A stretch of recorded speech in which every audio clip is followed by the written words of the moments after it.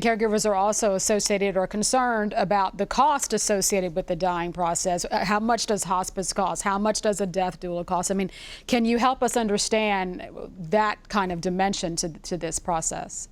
Well, there is Medicare and Medicaid have a hospice benefit.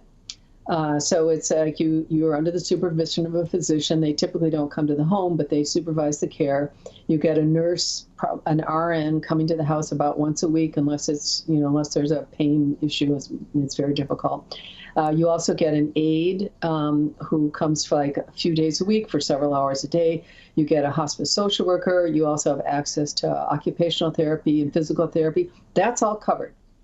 And typically most private insurance also meets the kind of coverage that Medicare and Medicaid provide. So in that sense, you don't have to pay for that.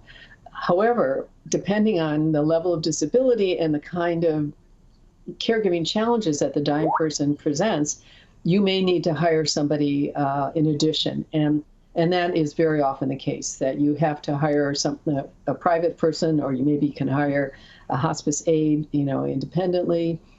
Some families are very large and extended, and they can just call on extra family members. That doesn't always happen. So in those cases, you have to hire someone to come in. For one of the challenges with a dying person is they don't sleep very much. And so if you're just a caregiver by yourself, you need to get some sleep. Mm-hmm. And so you can hire someone to come in for a few hours so that you can get some sleep.